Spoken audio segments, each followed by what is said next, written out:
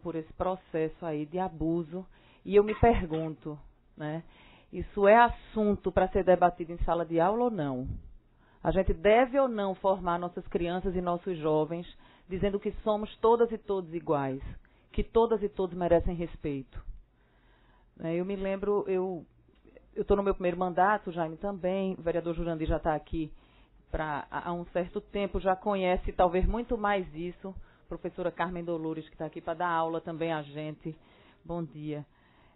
E eu fui surpreendida no início do mandato com uma declaração de uma vereadora que foi à tribuna e deixou claro seu ponto de vista. As mulheres devem obediência ao marido. Isso foi uma coisa tão chocante que eu quase que eu caio da cadeira. Eu digo, como é possível, em pleno século XXI, a gente não debate dentro de uma Câmara Municipal, Max, e a gente escuta claramente o ponto de vista. As mulheres devem obediência aos maridos, né? É um processo de submissão que é passado de geração para geração sem um mínimo de questionamento, sem um mínimo de entendimento.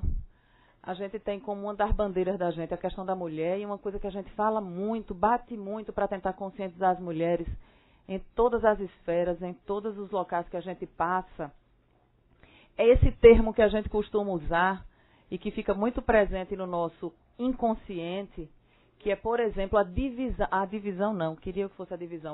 ajuda nos afazeres domésticos, né? Então, meu marido é muito bonzinho, ele me ajuda com as crianças, meu marido é ótimo, ele ajuda, ele lava a louça de vez em quando na verdade a gente tinha que tratar de divisão, que a casa não é só minha, os filhos não são só meus, e infelizmente a gente fica preso ainda num debate de ajuda e parece que a gente está eternamente pedindo, né? E aí disso desenvolve uma série de coisas. A quem interessa efetivamente a discussão de gênero? A quem efetivamente a gente vai libertar com essa discussão dentro de sala de aula, dentro das famílias, dentro das igrejas, dentro de uma casa legislativa? Eu, por bater muito em machismo, eu escutei, há aproximadamente uns 40 dias, o vereador autor do projeto de lei dizer a mim, eu estava na tribuna, e ele foi para o aparte, o vereador Jurandir estava presente, o vereador Jaime também, e ele foi para o aparte dizer, vereadora, pare com essa história de machismo, que isso não existe. Esqueça isso. Aqui a senhora é vereadora igual a mim, igual a presidente, igual a todos que estão aqui. E eu, quando ele terminou a fala dele, eu perguntei a ele, vereador, Vossa Excelência que já é vereador há muitos anos, alguma vez já cortaram seu microfone você estando na tribuna? Porque na tribuna, o vereador e a vereadora falam o que quer e a sua palavra não pode ser cortada. O vereador Jurandir, que foi presidente dessa casa, sabe disso. Mas a minha palavra foi cortada pelo presidente da casa. Porque ele dizia que eu estava discutindo um assunto que não era o que era para discutir. E eu virei para ele e disse, então escreva para mim o que você quer que eu discuta, que eu falo. Eu leio o que Vossa Excelência quer. Agora, se o microfone está aberto para mim, eu falo o que eu quiser. Mas a minha palavra foi cortada.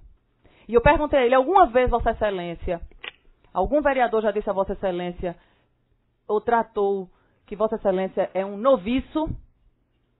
Porque a mim, quando me tiraram do Conselho Municipal de Educação, quando me tiraram da Comissão de Educação da Casa, e eu protestei, me rebelei, questionei, o presidente foi para uma rádio e disse que eu me comporto dessa forma porque eu sou uma noviça.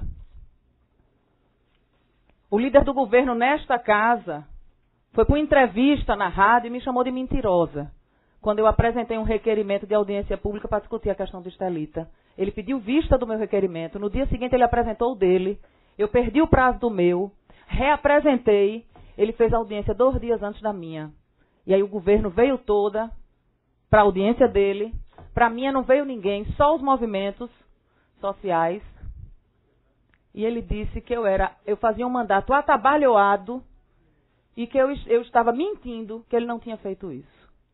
Eu pergunto, algum vereador já chamou outro de mentiroso? Vereador Jurandir, Vossa Excelência que está aqui há muito tempo. Algum vereador já chamou outro de noviço? Algum vereador já teve sua palavra cortada quando estava na tribuna? É muito fácil fazer isso com as mulheres. Eu me lembro que eu apresentei aqui uma moção de repúdio à capa da Isto É, quando botou a foto da presidente Dilma dizendo que ela era uma histérica, que estava quebrando tudo dentro do palácio, chamava palavrão, que era um absurdo. E eu pergunto, quantos homens não dão histérico, não chamam palavrão e não são capa de revista? E a gente tem um exemplo de uma capa de um Isto É, que tinha lá a foto de Dunga e dizia o dom da fúria. E todo mundo sabe Dunga como é histérico. Mas a ele cabe o dom, a nós cabe a loucura. E isso não pode ser discutido em sala de aula? E a gente não pode, dentro de sala de aula, dizer para um menino que se acha no direito de bater a menina porque é mais forte, porque ele que manda. E a gente não pode dizer para essa criança respeite porque ela é igual a você? Eu tive no debate agora em Geraldo Freire para tratar da questão do nome. Foi a única forma que eu consegui de falar da questão do nome social. Foi sob a ótica dos nomes, né? Os nomes que estão sendo colocados, o que é que colocava na década de 70, aí pegaram o meu nome para dizer, eu nasci na década de 70, quantas Isabelas nasceram na década de 70, os nomes que estão em uso e desuso. Isso tudo para eu poder entrar com a questão do nome social e dizer, endossar a campanha da Universidade Federal de que meu nome importa. E a gente pega tantos nomes sociais usados aqui dentro dessa casa, e eu dava o exemplo, o vereador Maguari é batizado, registrado como Maguari? Não é. O vereador Heriberto Rafael é registrado como Heriberto Rafael? Não é. A vereadora Aline Mariano também não é Mariano. O vereador Menudo também não, vereador Jurandir. Mas são nomes sociais aceitos. E por que uma travesti não pode ter seu nome social? Eu dava como exemplo, suponhamos que eu tenha sido registrada como João, e eu chego aqui para me apresentar para vocês vão me chamar de João ou de Isabela? Que loucura, quer dizer, simplesmente para agredir o outro, a outra, para denegrir. E isso são questões importantes de serem debatidas dentro de sala de aula. Eu escuto desde cedo, eu tenho um casal de filhos, eu tenho um menino de 12 anos e uma menina de 10. E eu escutei desde cedo e passo isso, de que respeito se aprende de pequeno, de pequena. Como é que eu vou exigir de um adulto eu não posso nem chamar de animais, porque animal não faz o que esses meninos fizeram com essa moça. Que esses homens, que formação tem esses homens, que poder eles acham que tem sobre o corpo de uma mulher para fazer o que quiserem? E a gente ainda ter comentários dizendo, ela deu asa para isso? A gente sabe que o crime de estupro no Brasil é o crime menos investigado, porque as mulheres chegam nas delegacias como culpadas. O que é que você fez, minha filha? Também um short desse, né? Você quer o quê? Eu me lembro que eu era nova, o estupro que Mike Tyson cometeu, e aí eu escutei alguns adultos na época, eu era uma menina, dizer também o que é que uma moça vai fazer no quarto de um rapaz de madrugada.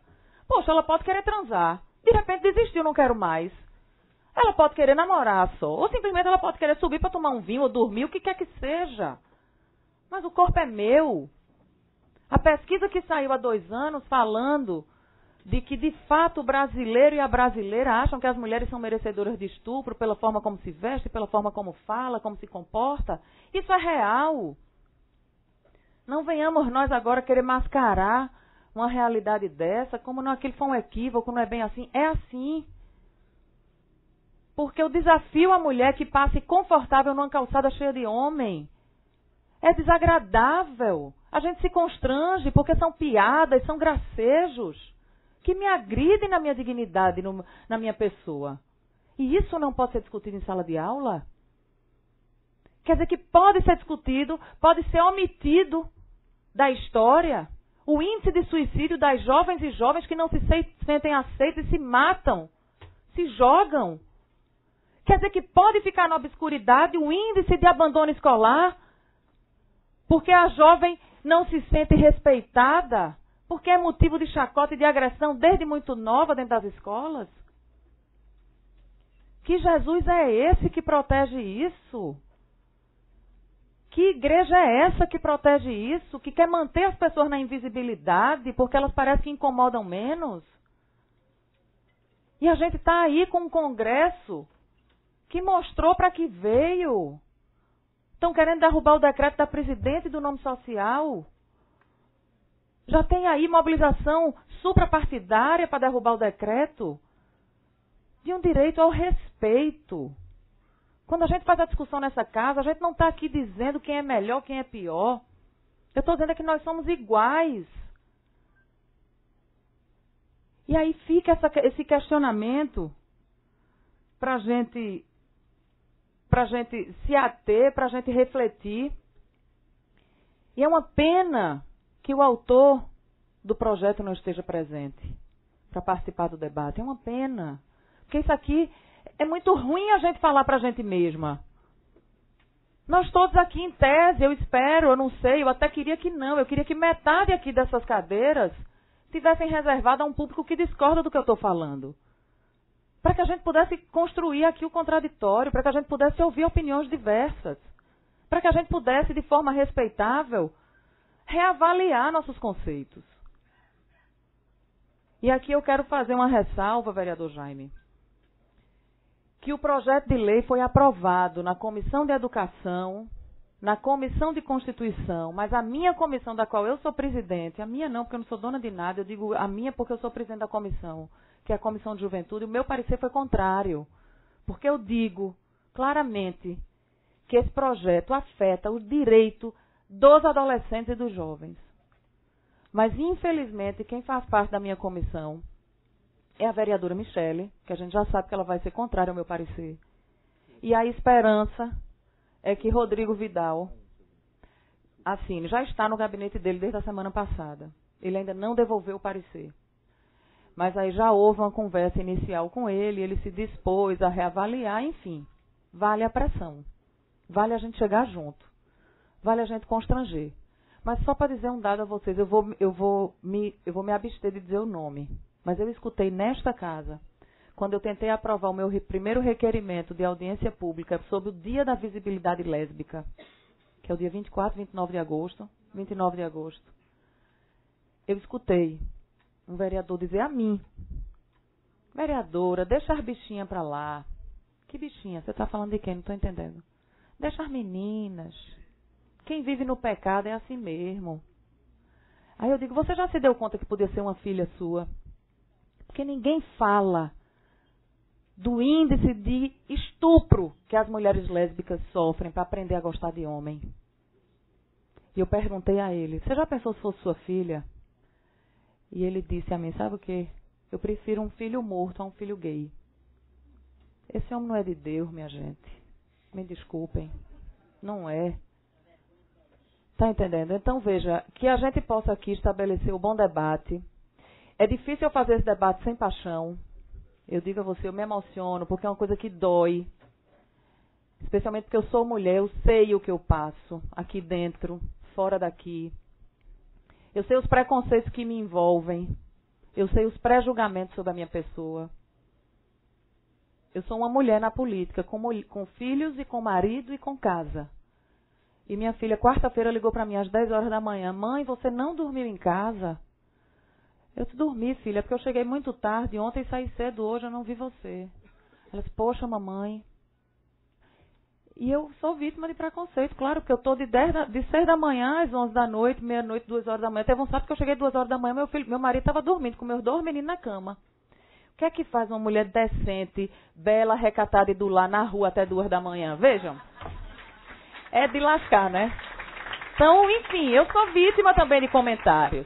Mas eu não tenho medo disso. Pode falar, meu filho, o que quiser, pensar o que quiser, né? Eu sou livre o suficiente para fazer o que minha consciência me manda. Mas, infelizmente, a gente tem um governo que mostrou que, de fato, o lugar de mulher recatada é no lar. Está aí a prova disso, um ministério sem uma mulher. Um retrocesso absoluto. E se a gente não se unir em torno de um grande tema, se a gente não conseguir afinar, juntar esses elos, a gente vai ser massificamente derrotado. Porque não é brincadeira, eles se comunicam com uma habilidade, eles fragilizam a gente, eles invertem a situação de uma forma que a gente precisa se unir mesmo. Eu queria aqui, para encerrar, registrar a presença de Daiane, da ActionAid, de Flávia, que representa aqui a deputada Tereza Leitão. Eu não sei mais quantas pessoas eu consigo enxergar, mas dizer que o debate vai ser bonito. Vai ser cheio de emoção, cheio de desabafo, até porque o momento está de emocionar. Porque a gente viu um ministro da Educação tirar foto com Alexandre Frota e dizer que nós é que temos que ficar no lar. Porque um imoral daquele, ali está a imoralidade. Aqui não, nesse debate não. Mas ali. E depois a pobre da Dilma é que chama palavrão, né? A pobre da Dilma é que é histérica. Mas a nós cabe tudo. A eles, muito pouco. Então, um bom dia e um bom debate para a gente.